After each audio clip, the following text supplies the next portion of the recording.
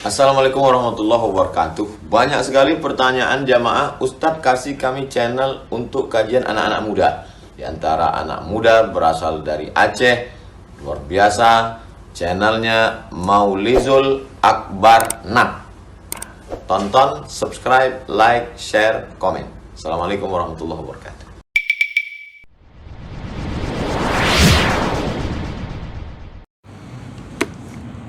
Assalamualaikum warahmatullahi wabarakatuh.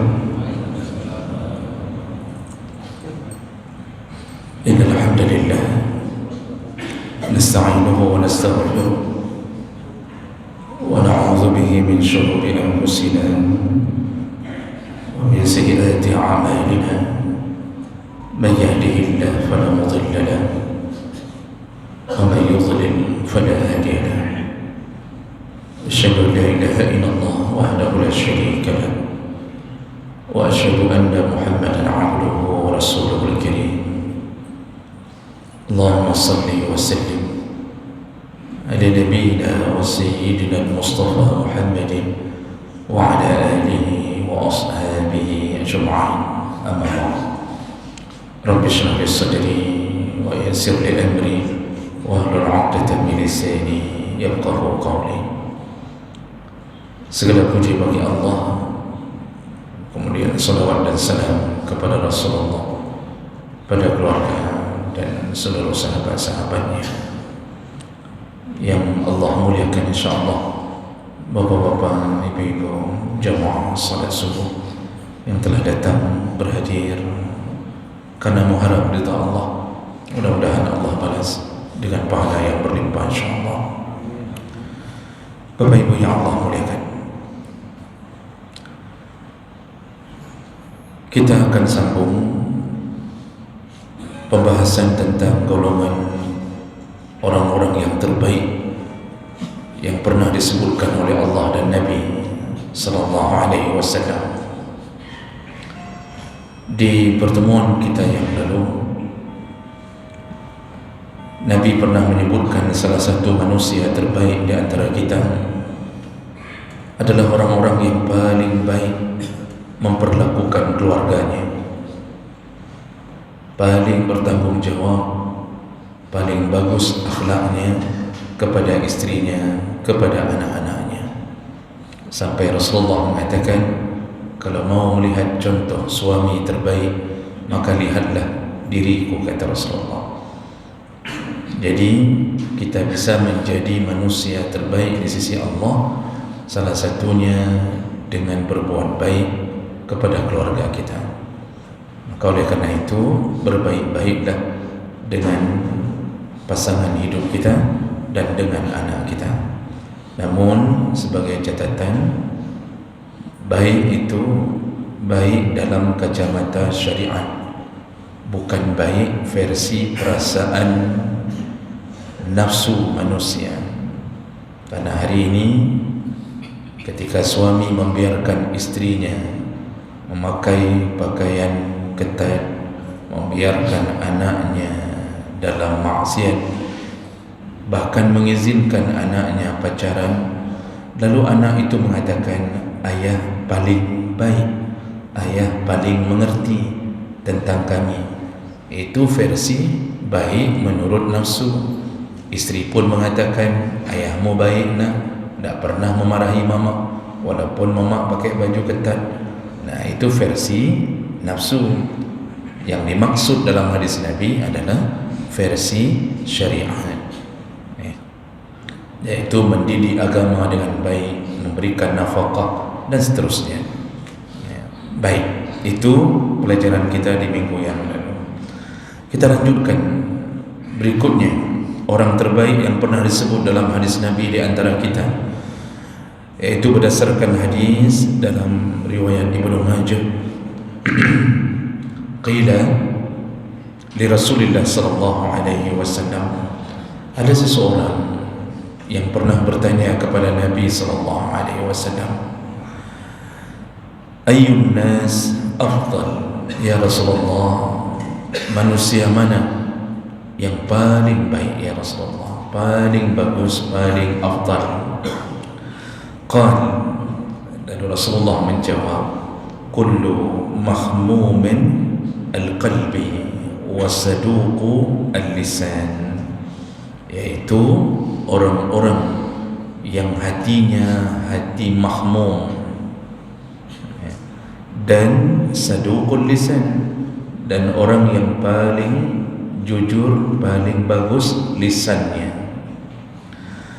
Lalu para sahabat bertanya, qalu saduqul lisan na'rifuhu, ya Rasulullah, kalau masalah lidah yang benar atau lidah yang jujur, baik, itu kami faham maksudnya. Fama mahmumul qalb, tapi kami tak faham apa yang kau maksud dengan mahmumul qalb, yaitu hati yang mahmum. Maka Rasulullah menjawab, qala huwa at-taqiyyu an-naqiyyu la isma fihi wala baghya wala ghilla wala hasad.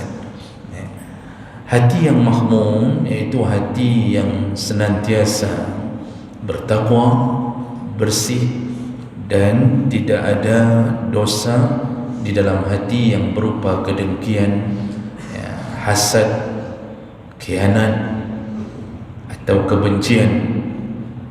Itulah hati yang mahmum, kata Rasulullah SAW.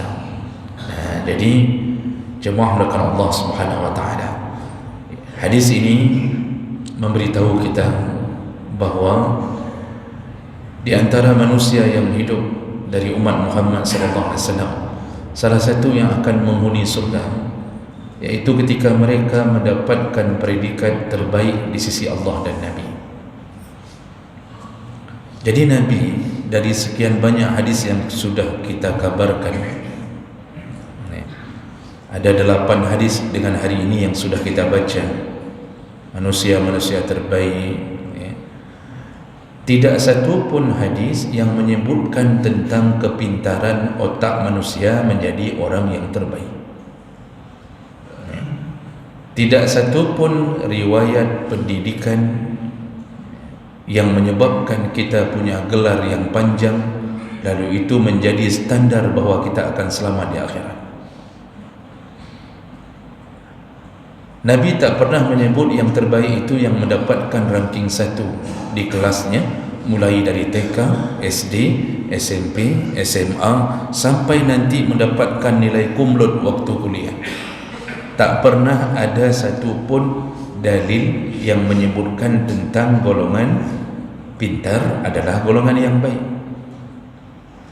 Jadi tidak ada jaminan. Maka tak perlu berbangga-bangga dengan kepintaran otak kita.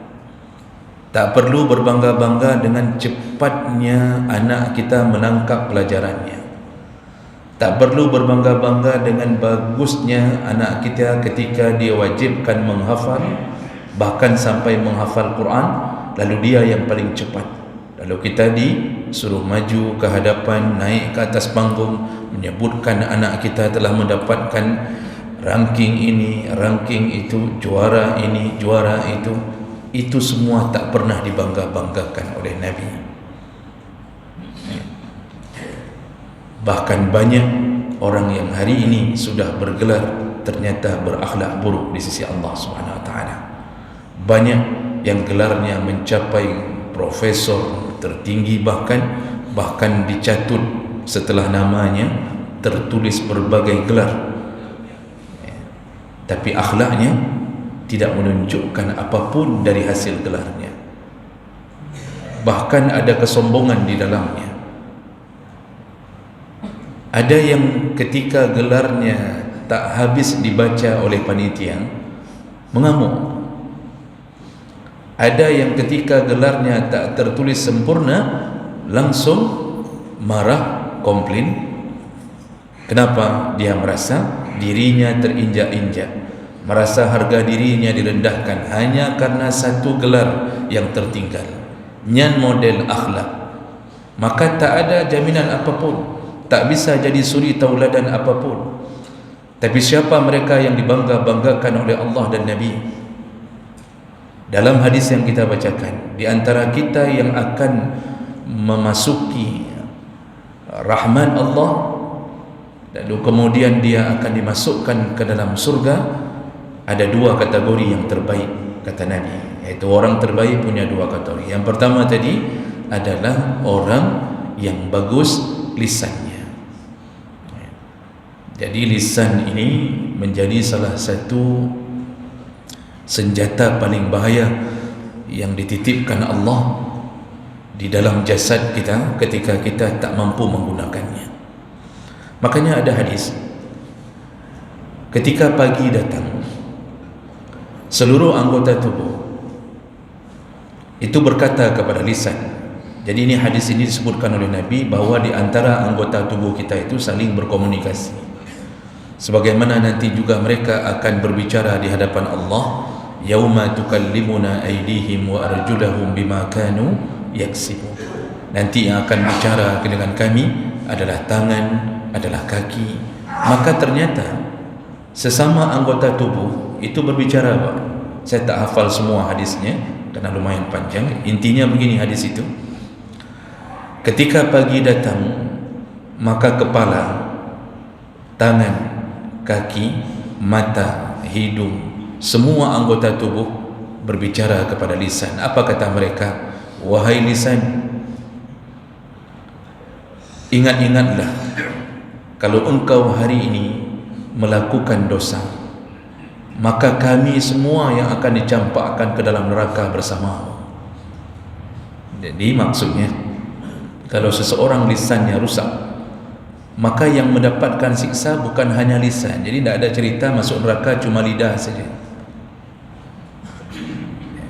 Jadi ketika di neraka itu mengalir lidah, lalu orang nanya lidah siapa, itu tidak ada cerita. Dia menempel pada anggota, maka kemudian gara-gara dia berambut sampai ke ujung kuku di kaki kita, semua merasakan azab. Akibat siapa? Ternyata anggota tubuh lain mengatakan, engkau wahai lisan, engkau yang paling banyak melakukan dosa kalau engkau tak bertahan dari keadaan yang telah diancam oleh Allah Subhanahu Wa Taala. Lalu mereka pun menyambung, tapi kalau engkau baik, engkau berkata yang baik, maka kami semua pun ikut bersamamu ke dalam surga. Makanya dari hadis ini, panglimanya anggota tubuh itu adalah lisan. Dan tentu dia digerakkan oleh hati. Namun hati yang buruk itu selalu menggerakkan lisan. Cuma kenapa lisan yang diprotes? Kenapa tidak hati? Nah, ini kuncinya begini Bapak Ibu. Karena hati yang rusak, kalau tidak dikeluarkan melalui lisan, itu belum menjadi dosa. Kita punya perasaan suudzon kepada orang. Jadi kita lihat orang, hati kita berdetak bahawa fulan itu begini, fulan begini. Hati kita terbersit melakukan itu, tapi kita tak mengeluarkannya. Jadi tidak lahir buruk sangka di hati itu, tidak lahir, hanya bermain di dalam hati. Sedangkan bisikan dalam hati ada dua, iaitu lammatul malaika wa lammatus syaitan, kata Rasulullah, iaitu bisikan malaikat dan bisikan syaitan. Ini berperang, syaitan membisikkan tentang salah satu keburukan. Jadi dia suruh meniupkan tentang aib orang, suuzan pada keadaan orang.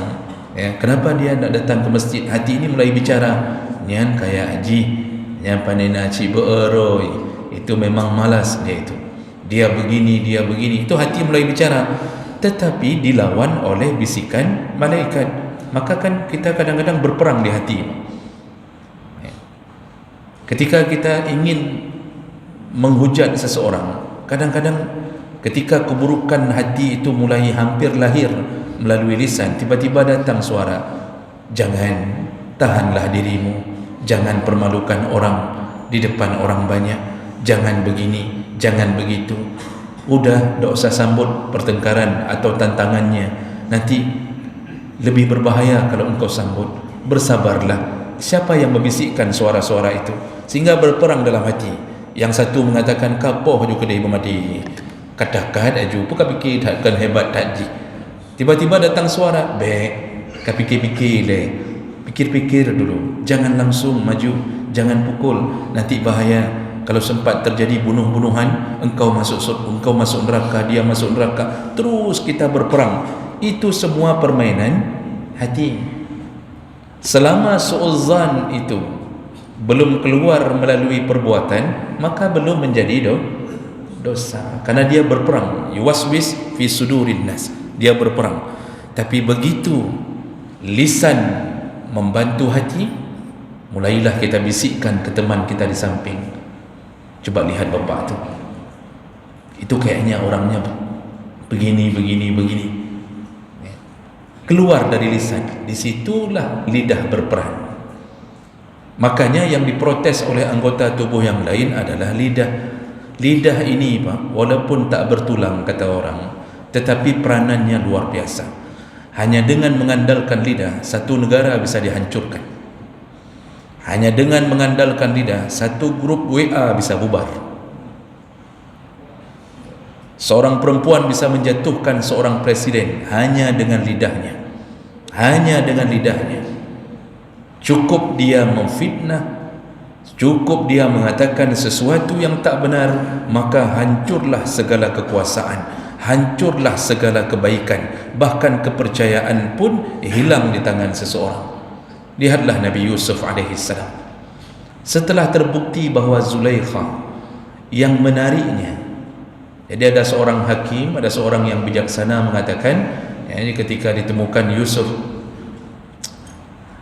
seakan-akan terjadi sesuatu dengan Zulaikha dan tidak tahu siapa yang sebenarnya bersalah, ada orang yang bijaksana kemudian mengatakan, dan Allah kutip dalam Al-Quran, dia mengatakan kalau bajunya robek dari belakang, qudda min duburin, maka yang salah adalah Zulaikha. Berarti Zulaikha yang mengejar Yusuf. Kalau bajunya robek dari depan, baju Yusuf robek dari depan, berarti Zulaikha yang melawan, berarti Yusuf yang salah. Di situ terbongkar, ternyata dicek baju Yusuf dirobek dari belakang. Sudah ada keputusan dalam istana, yang salah siapa? Zulaikha. Cuma karena Zulaikha isteri pejabat, untuk menutup malunya istana, maka apa yang dilakukan? Dibalikkan keadaan. Lalu Zulaikha mulai mengatakan kepada orang-orang, tidak, hiya rawadatni, dialah, huwa rawadani, jadi dialah yang mencoba untuk memperkosa. Dibaliknya keadaan Pak. Akhirnya demi menutup aib istana, yang dipenjarakan Yusuf alaihissalam. Kenapa? Lidah seorang perempuan.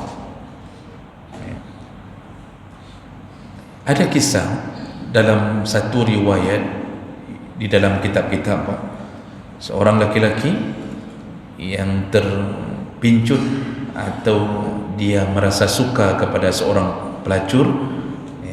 Laki-laki ini orang saleh, dan pelacur itu menangkap gelagat itu, namanya laki-laki, Pak.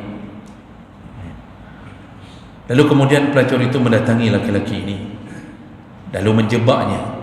Jadi diajaklah laki-laki ini masuk ke rumah pelacur tersebut. Lalu kemudian ternyata laki-laki ini dengan salatnya dia diingatkan Allah tentang bahayanya berzina. Hampir saja terjadi zina, lalu diingatkan Allah, seperti Allah mengingatkan Nabi Yusuf alaihissalam. Lalu pelacur ini ketika melihat bahawa laki-laki ini menolak, tak mau berhubungan dengannya, langsung dia mengatakan, kalau engkau tak mau berhubungan denganku, maka sebelum engkau keluar dari pintu ini, aku akan berteriak bahwa engkau yang telah datang untuk memperkosa. Begitu kata si perempuan. Dia mengandalkan lidahnya, dia menyohang katim ngendung. Ini saya berteriak nih supaya orang-orang menangkapmu, lalu kemudian akan membuatmu begini dan begini. Tentu laki-laki itu terjebak dalam rumah, takut. Akhirnya dia berkata, baik, kalau begitu jangan teriak. Jadi takut sekali dengan lisannya perempuan ini. Akhirnya dia mengatakan, kalau begitu tunggu sebentar, aku membersihkan diriku dulu di kamar mandi. Dan apa yang dia lakukan? Ternyata dia paksa dirinya untuk buang hajat. Jadi getuh karena belum waktunya tuh ya terpaksa ditran. Apa bahasa Indonesianya? Mentran itu apa bahasa Indonesianya? Saya tak tahu mengatakannya. Dia ngeden, dia paksa supaya kotorannya keluar. Nah, kotoran itulah yang dia ambil, lalu dia lumuri di bahagian tubuhnya, dia taruh sedikit di wajahnya. Bayangkan Pak, tai berlumuran, baru dia keluar dari kamar mandi dan mengatakan, baik, saya sudah siap. Lalu perempuan itu berkata, engkau gila, kapungo, engkau begini, engkau begitu. Diusirnya, tadi tidak boleh keluar, lalu diusirnya. Nah, dalam riwayat kitab-kitab itu, ini bukan satu kitab menuliskan itu, menyatakan semenjak itu laki-laki itu dianugerahi Allah selalu tubuhnya wangi setiap hari. Ternyata hanya gara-gara menjaga kemuliaan dirinya agar tidak jatuh ke zina, dan dia memaksa diri memakai minyak wangi cap tai. Begitulah bahayanya lisan. Maka hati-hati, jagalah lisan, karena salah satu manusia terbaik yang bagus lisannya. Jadi semua dosa lisan itu jangan diperturutkan, jangan mengumpat, jangan memfitnah, jangan mengejek. Jadi wailul likulli humazatin lumazah, jangan mengejek di depan, jangan memfitnah di belakang, jangan mengatakan sesuatu yang sebenarnya menyakiti perasaan orang. Nah, inilah manusia terbaik berdasarkan kategori pertama, yaitu saduqul lisan. Tadi yang kedua Nabi menyebutkan, ini yang terakhir, kata Rasulullah, wa mahmumul qalb, hatinya bersih, hati yang bertakwa. Jadi hati yang bersih itu hati yang senantiasa bersangkut paut dengan Allah Subhanahu wa taala, dan tidak ada perasaan dengki kepada sesama manusia. Penyakit hati yang paling bahaya apa Pak? Sombong. Karena dia telah menyebabkan iblis yang sudah ribuan tahun menyembah Allah dan telah diizinkan masuk surga lebih dahulu menemani malaikat, ternyata kesombongan di hatinya menyebabkan dia harus dikeluarkan dari surga. Makanya jangan sampai hati kita merasa kita yang lebih baik. Karena syaitan ketika Allah suruh untuk bersujud kepada Adam, dia mengatakan apa? Ana khairun minhu, saya lebih baik darinya. Maka hari ini manusia-manusia yang selalu merasa saya lebih baik, saya lebih baik, terus urusan khilafiyah dia mengatakan bahawa pendapat saya lah lebih baik daripada pandanganmu. Lalu berbeza masjid, mereka akan mengatakan masjid kami lah lebih baik daripada masjidmu. Lalu mulailah merasa bahawa kelompok-kelompok tertentu merasa ahli surga, yang lain semuanya ahli neraka. Tertancap di dalam hati seakan-akan jaminan untuknya masuk surga hanya karena sudah masuk ke dalam kelompok ini. Lalu merasa semua kelompok lain semuanya wajib neraka karena tak ikut kelompok ini. Itulah permainan hati. Kita merasa taubat.